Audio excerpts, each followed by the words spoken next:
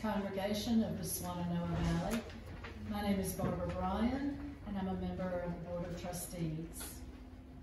Our denomination is unique because every Unitarian Universalist has the right to develop a personal philosophy of life without being told what to believe. We can learn from all philosophies and religions, and also from science and the arts. We explore important life issues in a caring community united by shared values rather than by shared theological opinions. And no matter what we believe about theology or philosophy, we try to leave the world better than we found it. I encourage you to take note of our mission here at UUCSV, which is printed on the front page of our order of service.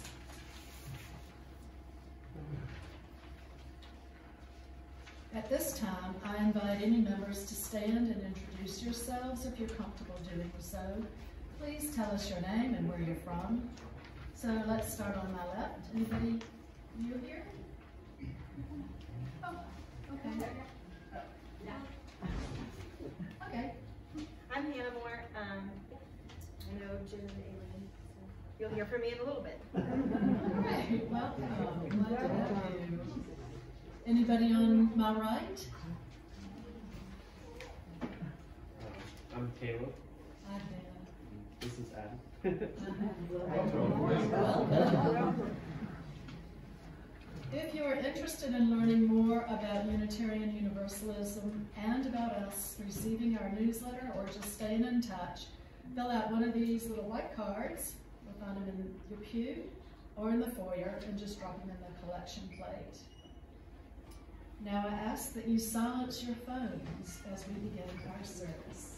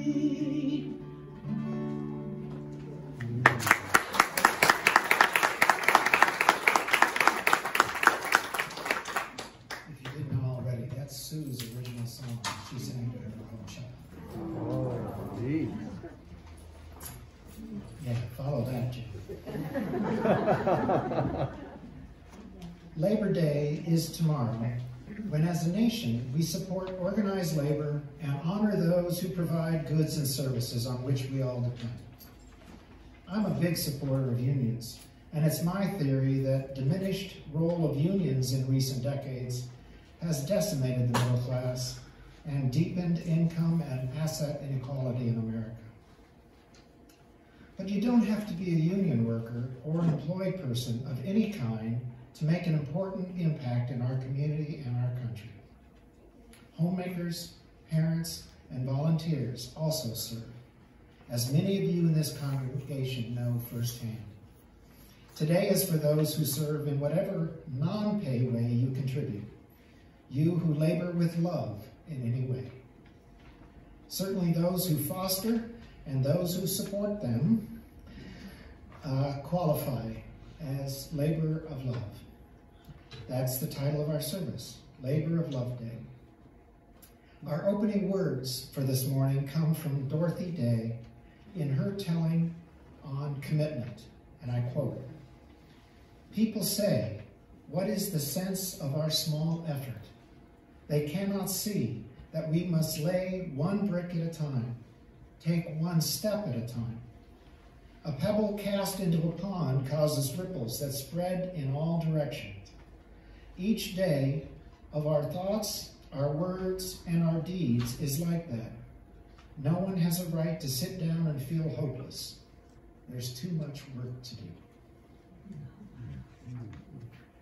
Now, if you'll join me, we'll sing hymn 128, For All That Is Our Life. Please stand.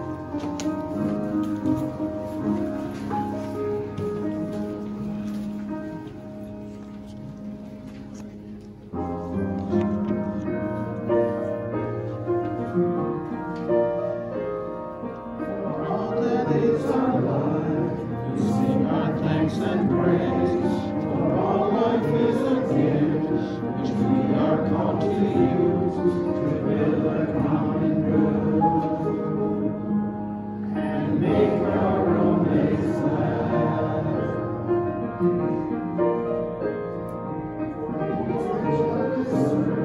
For services we give, for work and its reward, for hours of rest and love, we come with praise and thanks for all that is our life. For sorrow we must bear, for failures gain and loss, for each new thing we learn, for fearful hours have passed, we come with praise and thanks for all that is our life.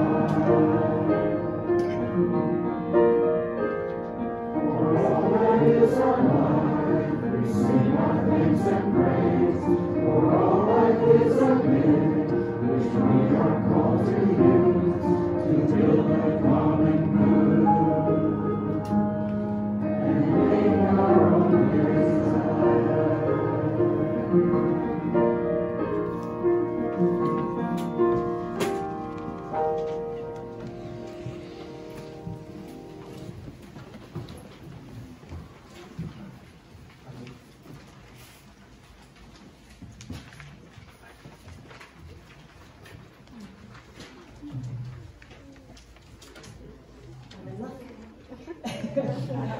Sue song made me cry. This might be a rough one, you guys. Good morning. Good morning. My name is Susan Enwright Hicks, and I'm delighted to be a part of this morning's service. Thanks to I'm your Director of Religious Education here, and this is my first faith dedication. Oh.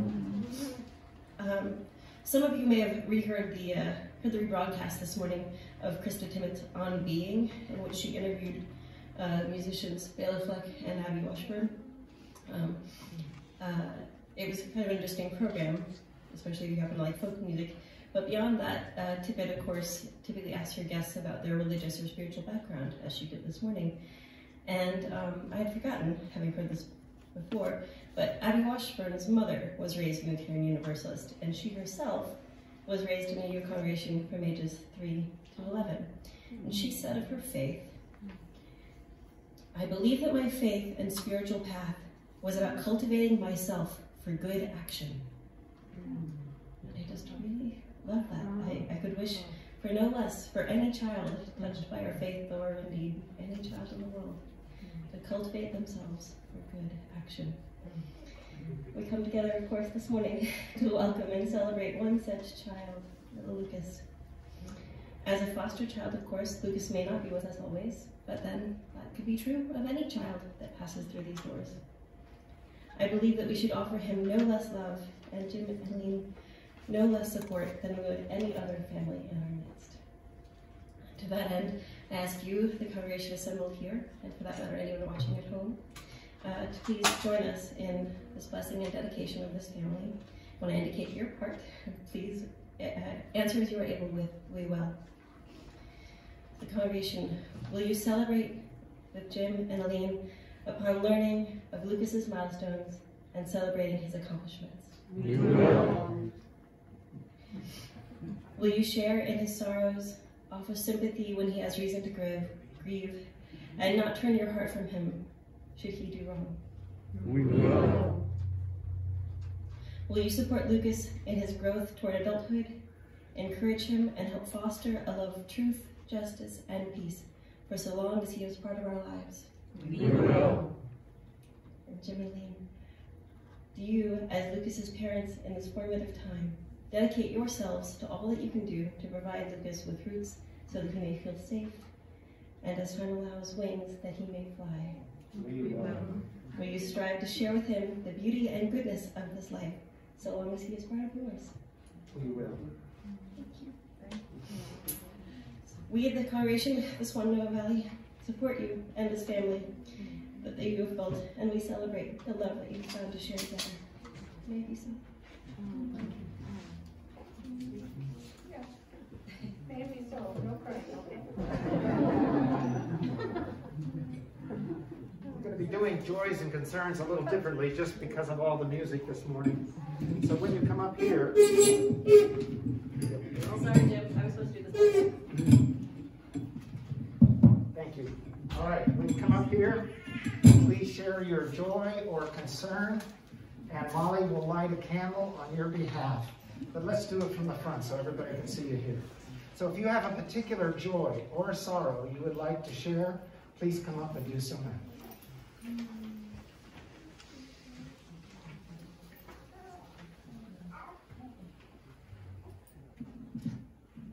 Hi, my name is Tina, and I think I told you last week about my new great-grandson, Adrian, who was born weighing 2 pounds and 10 ounces. He is doing so well. He's just a little fountain of strength and energy and whatever. So please keep him and his folks in your thoughts and in your hearts and in your prayers. Of course, we're all pulling for him.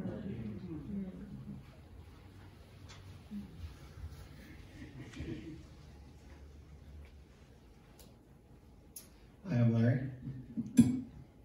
and I have, I guess, a joy and a concern. My joy is that my sister and her family, my niece, my nephew, and some of my really good friends are in New Jersey, and none of them were too adversely affected by the hurricane, the floods, and so forth. So that's my joy.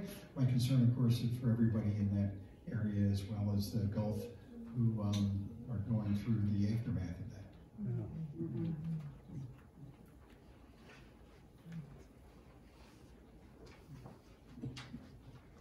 I'm Sue. Many years ago when Jeff and I lived in Arkansas, we went on a tour of some off-the-grid solar houses. And one of them was so beautiful, and I thought how wonderful it would be to live in a house like this and have people come and see it. And forward many years, Jeff and I built such a house. And yesterday, we had about 30 people who were visiting our community come and tour our house.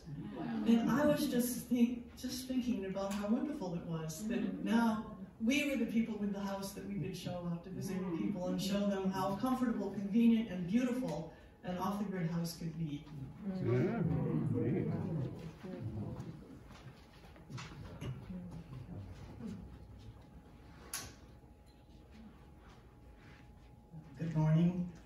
Roberta Madden, and I have a joy. My husband and I are celebrating our 65th wedding anniversary. And I'd like to tell you why it lasted so long. He and I are both in love with the same man.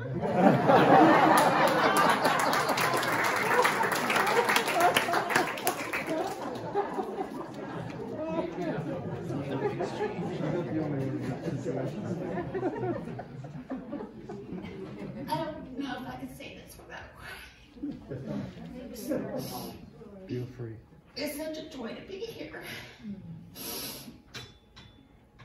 And what's it? A joy and concern that I've missed people here. So I just want to say I love this church. Thank you.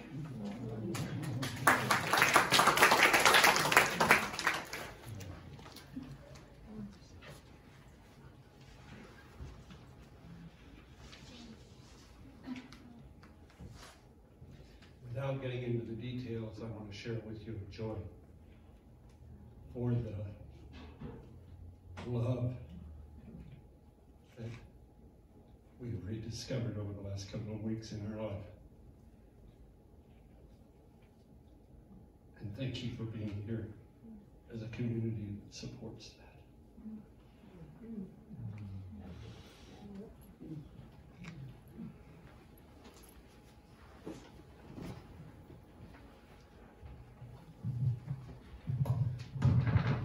Thanks to everyone for sharing your joys and concerns. And Molly, if you would light one more candle for those feelings that we're holding inside that we don't choose to express.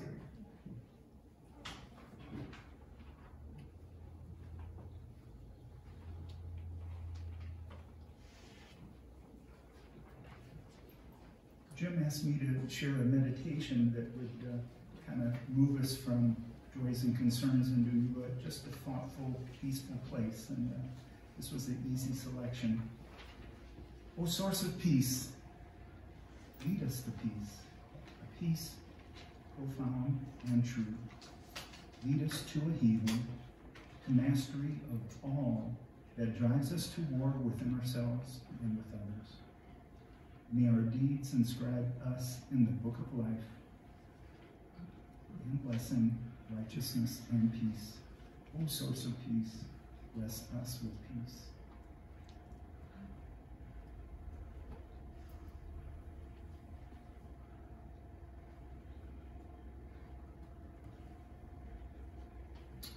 The offering is a sacrament of the free church.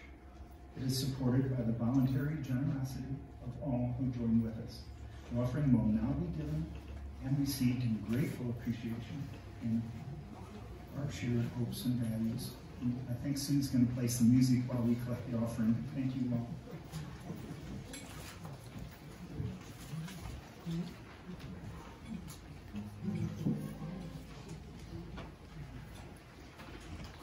While I'm getting ready, let me tell you why I call this Finley's song. When Finley was our foster child 2 years ago, and he was with us for 18 months, I would frequently feed him in our family room next to the Alexa machine. And I could ask Alexa to play my favorite Paul Simon songs for him while I was feeding him. And the one we returned to more often than not was Kathy's song, which is a lovely melody about missing a loved one from far away. And all that was fine and good until, of course, we had to transition to his home with this beautiful couple, Hope and Adam, and his brother, Nathaniel. And they now live in Flat Rock. And the song became a little more poignant after they left. So this is why I call it Finley's song.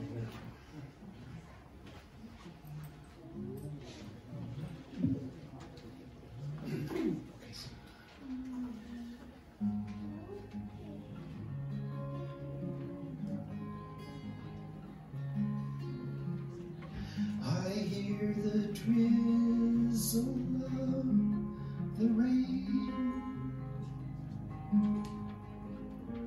like a memory it falls.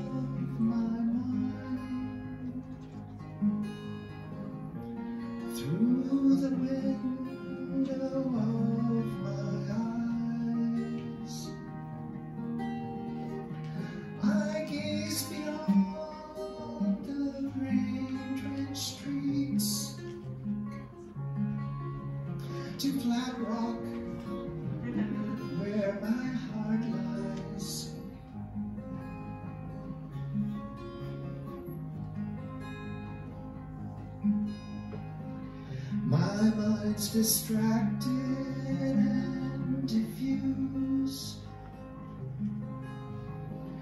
My thoughts are many miles away.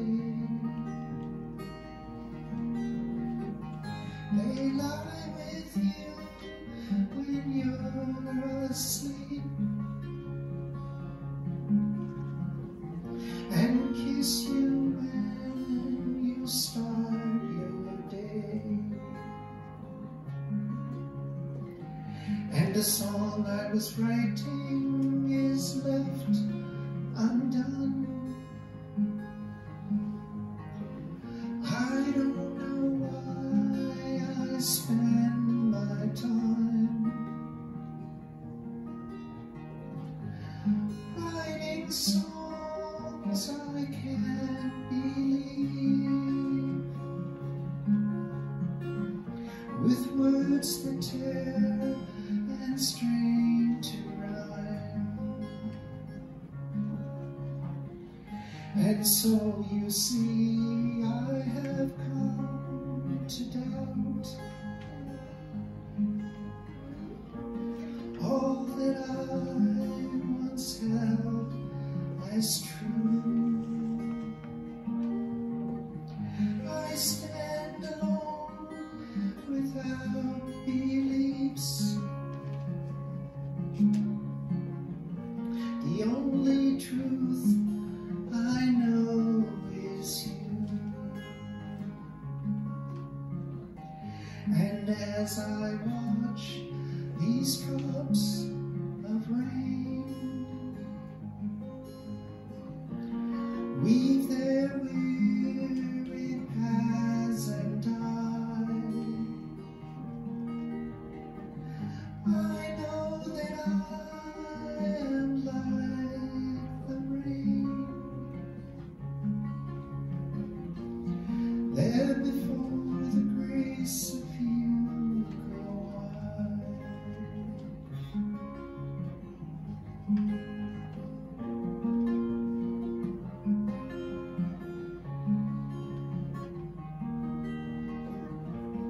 There before the grace of you go I.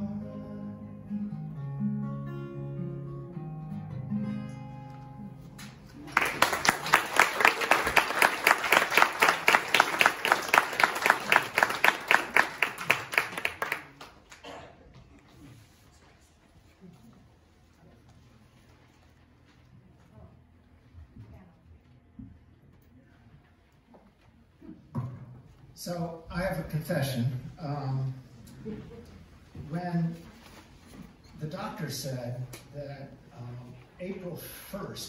September 1st would be the time that we could share Lucas with our congregation, I called Michael Carter and said, hey, if I ask Susan, can we do a little welcoming of him during the first service in September on the 5th? And Michael said, fine with me, but I don't deliver sermons on the first Sunday of the month. So you need to talk to the Sunday associates that line up our guest speakers.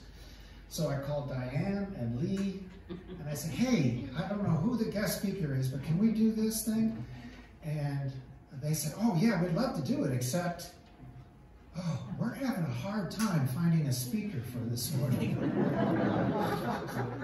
I said, yo, you're not. So I immediately thought of Hannah and Molly earlier. The very first time I mentioned we had a new foster baby, Molly came up to me and said, hey, do you have a Guardian Ad Litem yet? I said, no, we actually need one. She says, I'm going to talk to my supervisor. So Molly is our Guardian Ad Litem for Lucas. So anyways, that's why we're here today, to celebrate our labor of love through fostering and all those that support it, including all of you. And I notice we have a very strong contingent here from Fairview, and I thank you all for coming to provide that continuing support.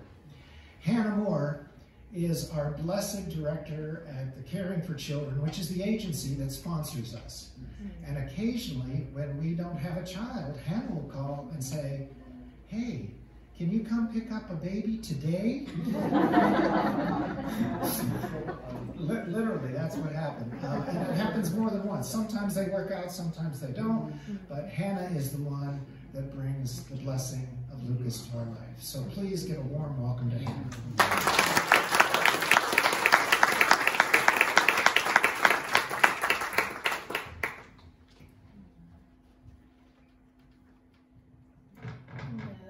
Thank you so much for having me here today. I do ask for grace. This is my first time speaking in front of people since the pandemic, so I'm a little nervous. But yeah, like Jim said, my name is Hannah Moore.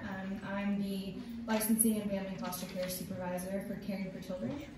We're a nonprofit foster care agency that served in West North Carolina for 45 plus years. So we've been throughout all of these communities for many, many years. We've had lots of different programs that have helped so many children and families over the years, but the most prominent one that we've had is our foster care department. And it's the one that's always ever growing and always in need of families to bless families and children and throughout this community. Just like Jim and Aline, so we're so thankful for them and everything they've done for Finley and now baby Lucas as well. So with fostering, I think a lot of people think it's a large commitment, which it can be a very large commitment when you do long-term placements like the Carillons are currently doing.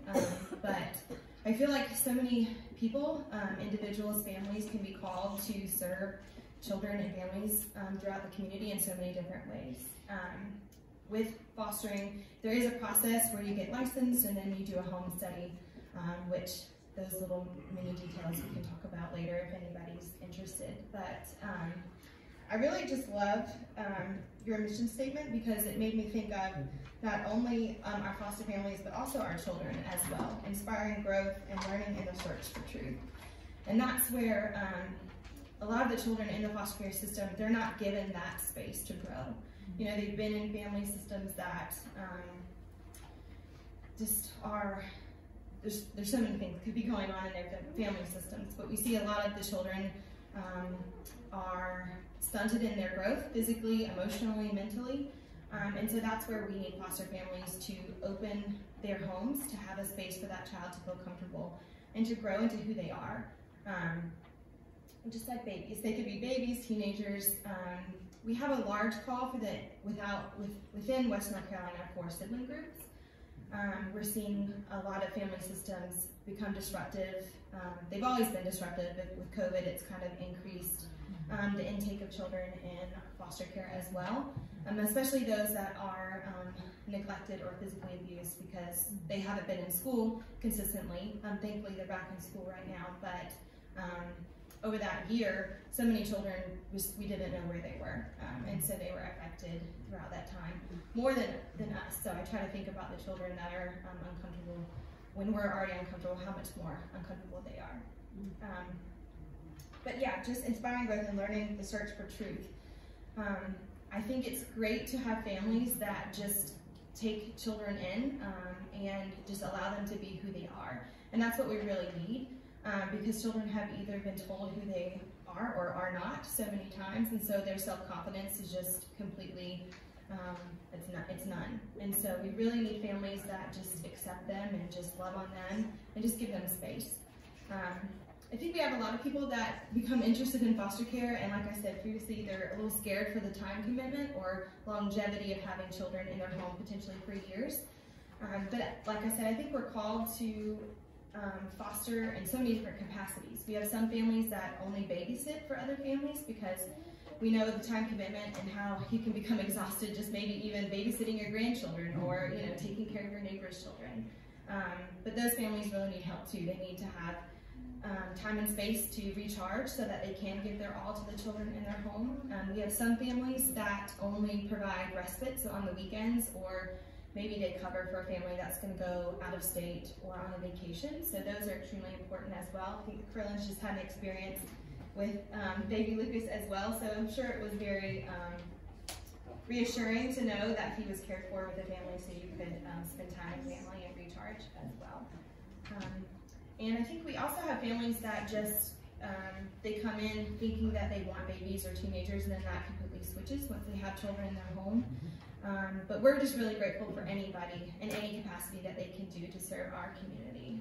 We have some that choose not to go through the licensing process. They just want to babysit, which again is super helpful, or just to be mentors, or we have some that just do donation drives for our families with diapers, formulas, just clothing, just really anything that the families could potentially need. But like I said, we're just super thankful for Jim and Aline for everything that they've done.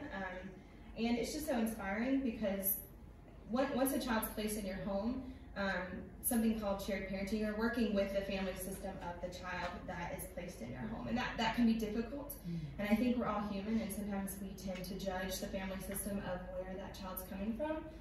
But Jim and Aline did a wonderful job of working with the aunt and uncle of Finley and just partnering with them, giving them tips of how they were parenting Finley, and just really connecting with them. And now they get to be in his life, hopefully forever. And I think that that's so amazing for the aunt and uncle to have that support, but also it's mostly for Finley because now he has had a continuation of care and people in his life that have loved him and are going to continue to love him as well.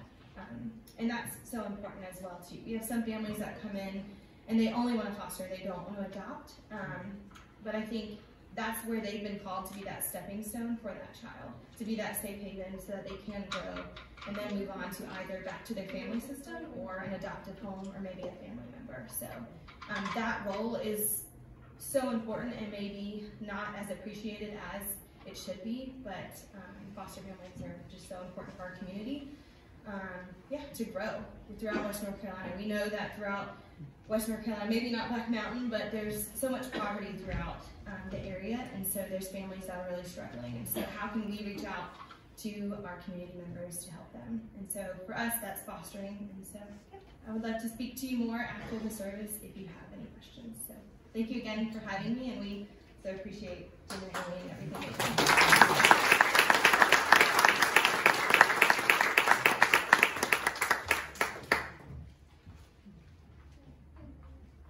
I'm Molly Keeney, and I'm a Guardian Ad Litem.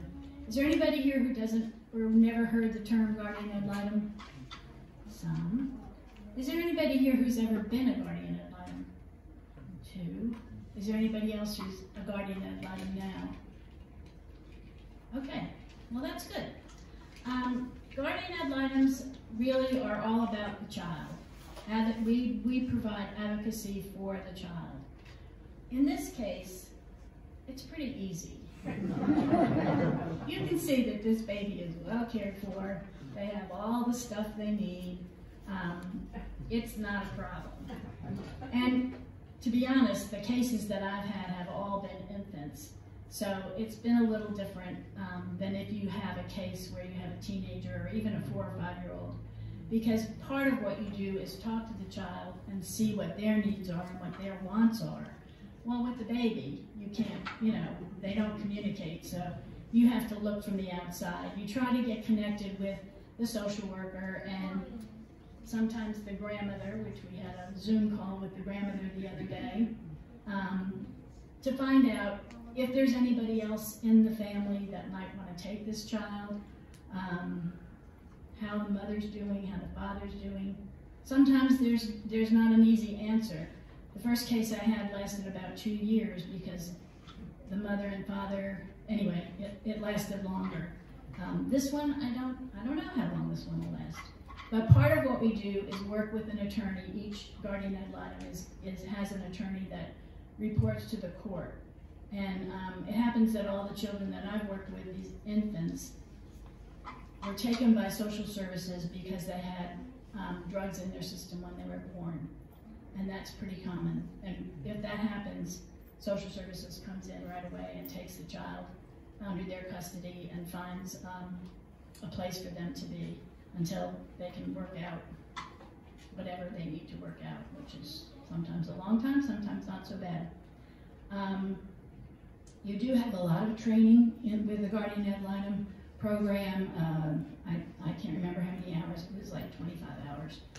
It's all going to be virtual. And I will tell you, I got a few statistics. Currently, there are 162 Guardian Ad Litems assigned to cases in Buncombe County. This is just Buncombe County. And they cover a total of 408 children. So many of the families, it's more than one child that you're working with. There are 52 unassigned children. So that means there are 52 children that don't have a guardian ad litem. And there is a training class coming up on September 20th to October 25th. It will be virtual, and the applications are due by Tuesday of this week. So if you think it's something you might want to do, I'm happy to talk to you.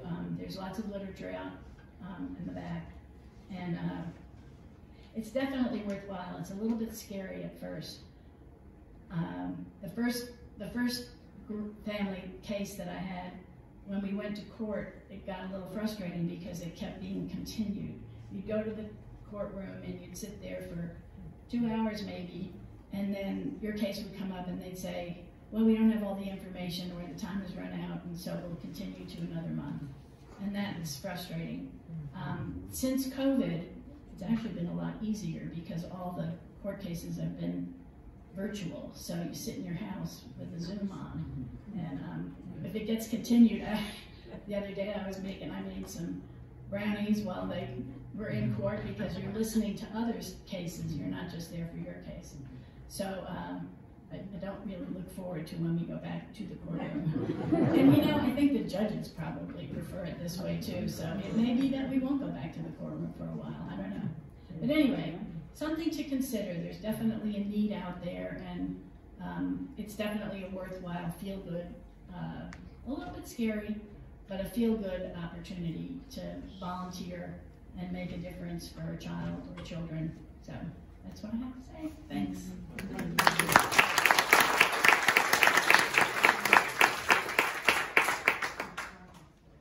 This is called Pass the Baby.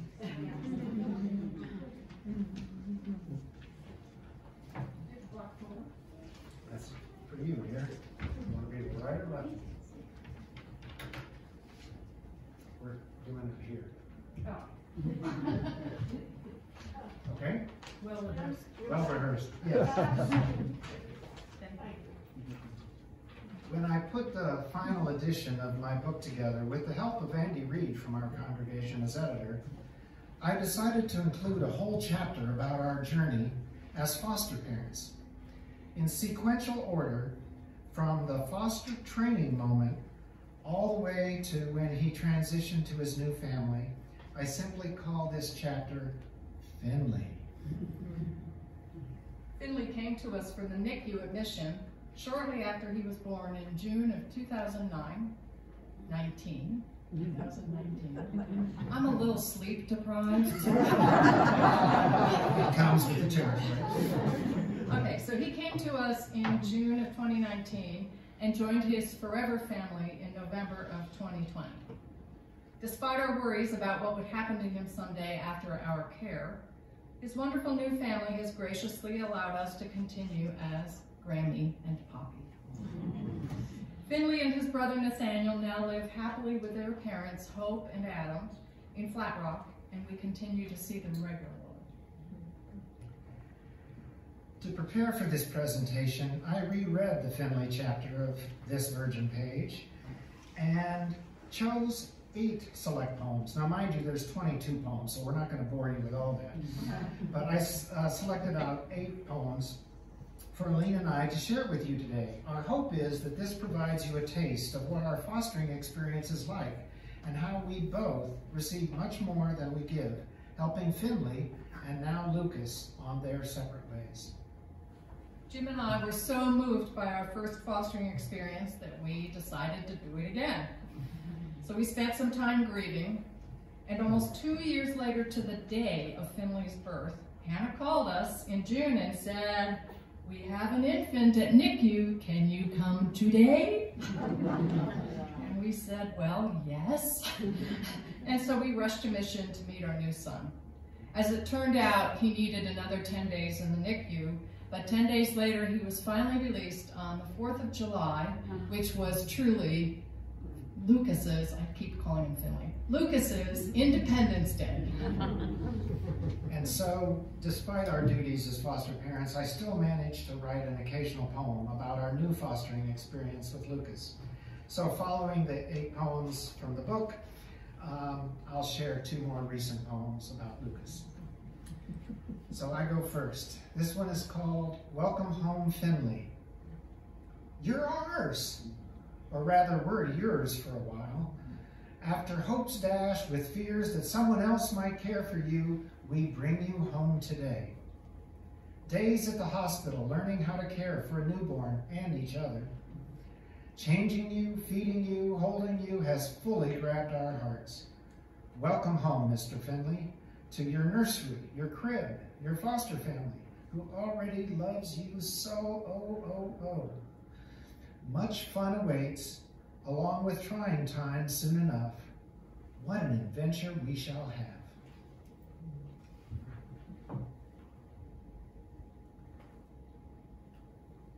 This one is called Worries and Their Antidotes, and Aline and I are going to read this one line after line.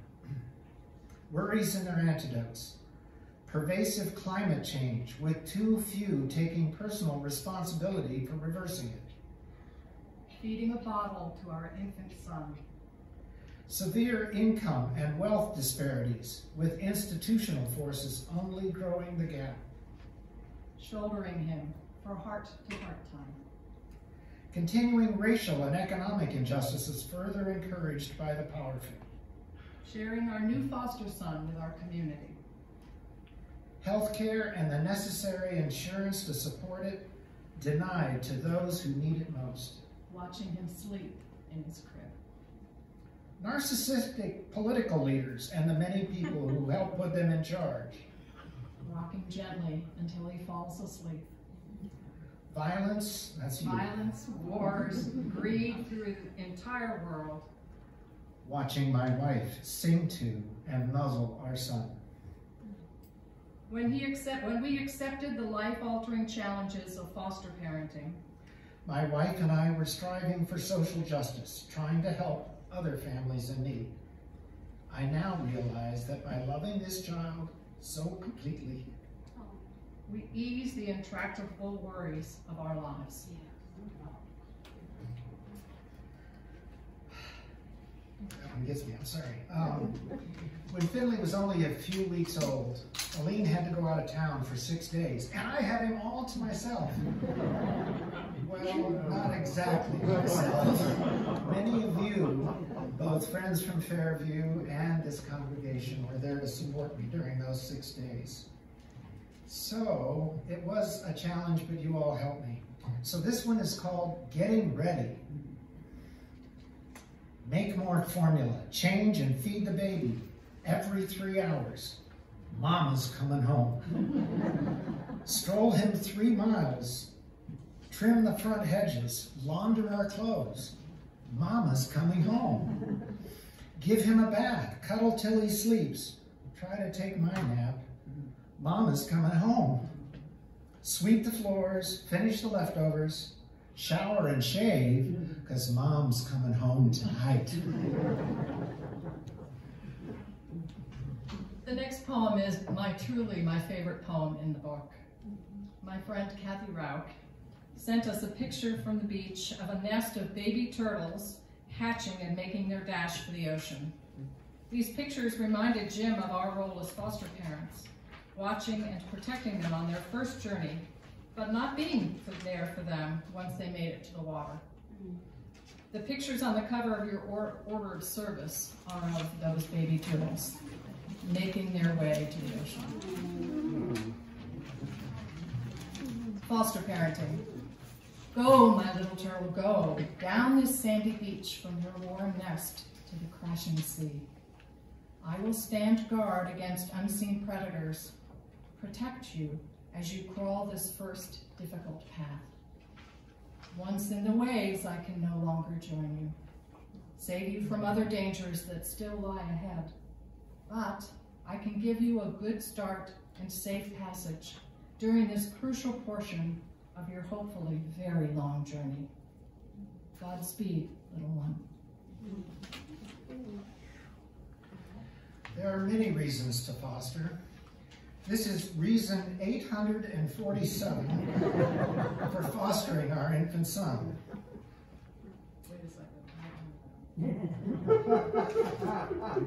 What is that 847th reason? Here we go.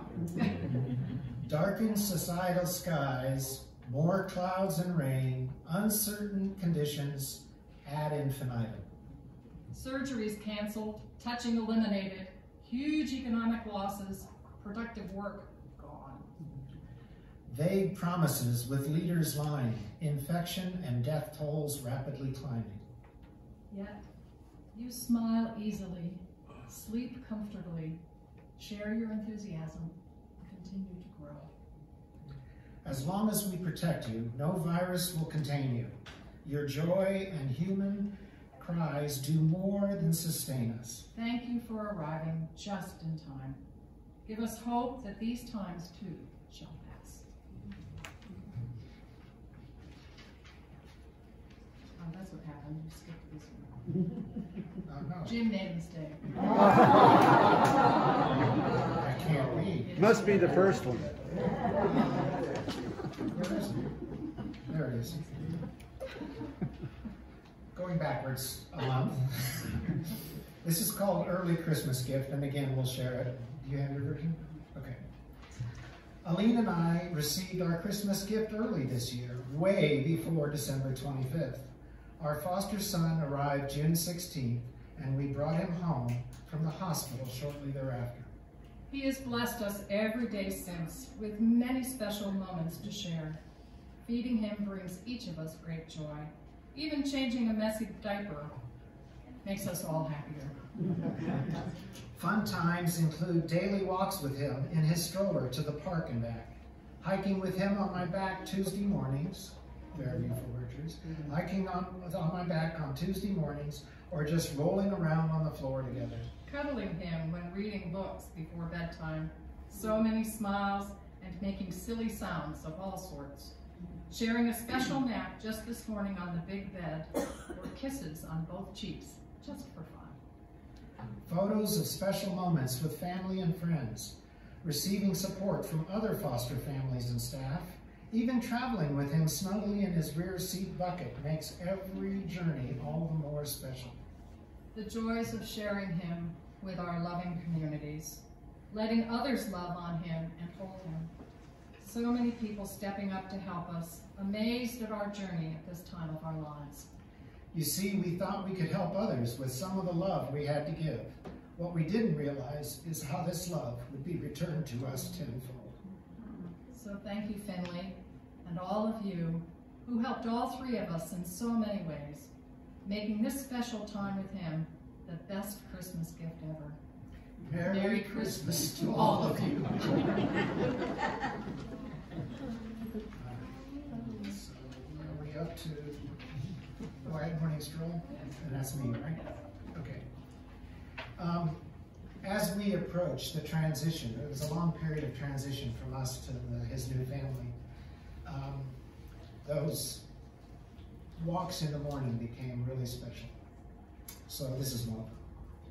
Quiet morning stroll. We emerge from the fog along Cane Creek to find that we have the park all to ourselves. The quiet broken only by a few commuters heading west early to their jobs in the city. Our stroll to the park so early we used the blinking lamp only once so the oncoming driver could see us as we borrowed a little of his lane. The sun, now low behind the eastern hills, turns the sky a soft butter yellow. As I lift you to the swing, you smile, pointing to the three-quarter moon in the western sky. We circle the path around the park, and a crow greets our arrival, high in a silver buckeye tree that long ago dropped all of its nuts, its brown leaves crackling softly underfoot next to the creek. The creek, barely audible after the last few days of sunshine, have lowered its constant flow. Two bluebirds light on another tree branch, curious about the early intruders, I suspect. With the sky slowly brightening, We hear a dog bark and more birds serenade us as we walk home. A chickadee clearly calling among these songs. Drivers now wave with more of them going around us. It's 50 degrees or so, cool enough for your sweatshirt and shoes, but not so cold for socks on your hands. You kick off your lap blanket a couple of times before we climb the final drive to our ridge. Soon you'll be leaving us, as it's now time for your transition to a permanent family. I will miss these early morning strolls with you, especially quieter walks when the world is entirely ours. And one last song. This is the last poem in the chapter. It's called Missing You Already. It's the small daily rituals that we already miss the most. Lifting you out of your crib and hugging you closely for a few extra seconds. Changing your diaper and clothes in front of your window so that you can see the trees. Ending your bath each night with you joyously splashing to get me wet too. Chasing you across the big bed for tickles and giggles. Reading picture books in the rocking chair and repeating the fun snoring page. He loved that page. Feeding you in your high chair with your preferred food from my dinner plate. Sneaking a peek while you are napping flat out in your crib. Chasing you as you crawl so fast across the room and sweeping you up for a big kiss. Playing peekaboo and you hiding under the blanket from us too. Strolling you to the park each morning and pushing you on the swings. You asking for more as we feed you on the swings, in your bath, and of course, more kisses. You pointing to Alexa to play some favorite recorded songs from long ago, while rocking you and singing the romantic lyrics softly to you. Later, singing your go-to-sleep song with special lyrics written just for you, and you grabbing Patty Bear as your essential sleeping companion. We always wanted you to move from our foster care to another loving family who will keep you and love you forever. Now that you so gracefully made this transition just this week, know that we already miss you and will always love you too.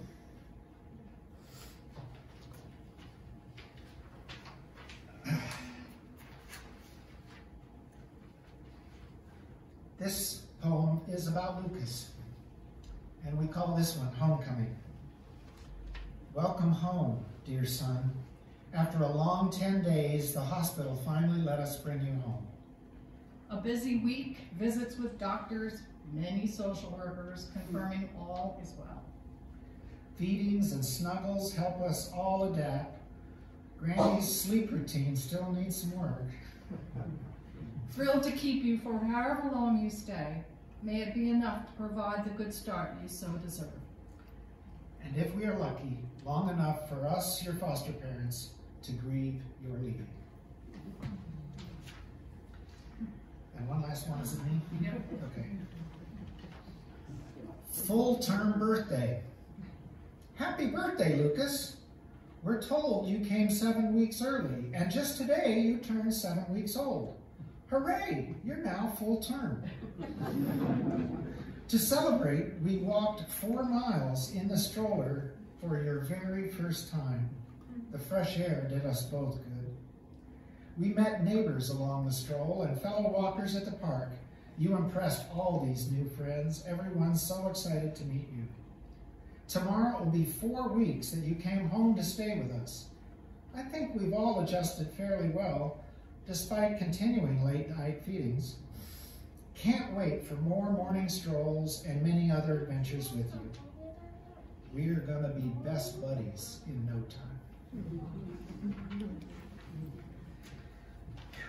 We did it.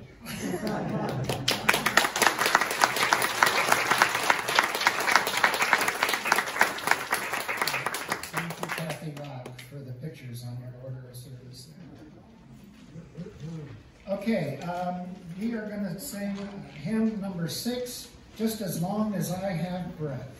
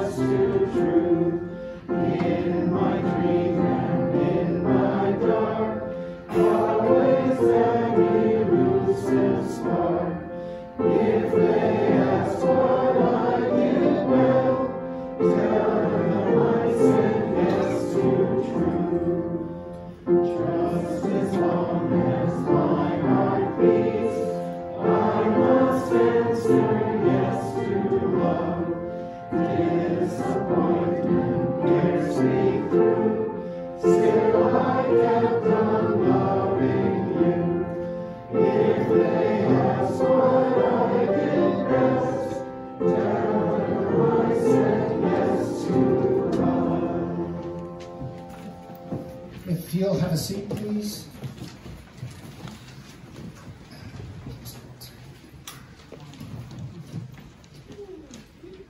I'd like Hannah and Molly and Lucas to follow me. First, I want to ask you to please remain seated during the postlude so that you can hear my favorite part of the service, which is Aline singing "Where is Love?" before you depart. So please give them a chance for that. Secondly, if you'd like more information on either foster parent or becoming a Guardian Ad Litem, we have a table in the foyer with brochures and other handouts. Please stop by, and Hannah and Molly would love to talk to you further and answer any questions you may have. Aline and I, on your way out, will share more of our experience too, if you wish. And if you're interested, I do have a few copies of my book today. So much for the sales pitch. Okay, following our term with you in the foyer, I've invited our presenters today to go to lunch with me at Fresh Pizza. We'd love if any of you can join us to please do. Just let us know and we'll call them and get a table big enough for all of us. Finally, our closing words. You may have seen this week in the tidings. Our closing words are from a poem I wrote recently and shared with Barbara Rogers before I knew I was doing this service. It's all about how I personally find my own soul. Soul. When I'm exhausted, burned out, and crave only rest or sleep, I have no soul. When I struggle with deep sorrow or pain and desperately need relief, I have no soul. When I fear for family or country and see little hope for the future, I make no room for soul. When it all gets too much and I want only escape, I never find my soul. Yet when I see others worse off and move to act, to serve these others, I do find my soul.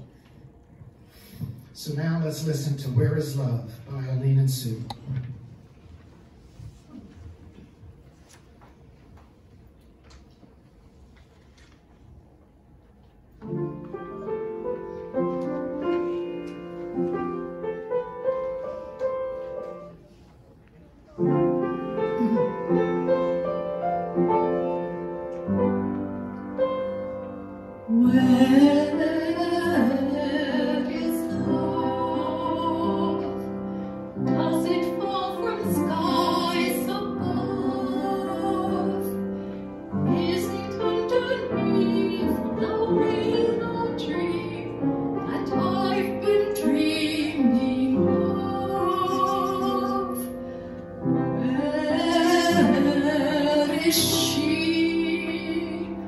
Oh my God, my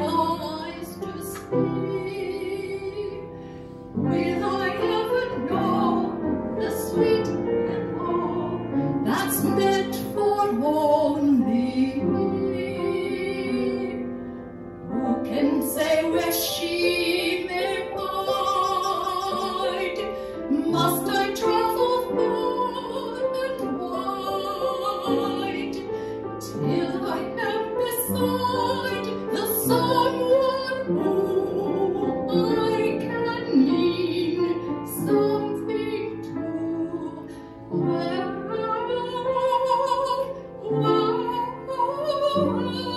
is love. Who can say where she may find? Must I travel far and wide till I am beside the someone who I can mean something to? What is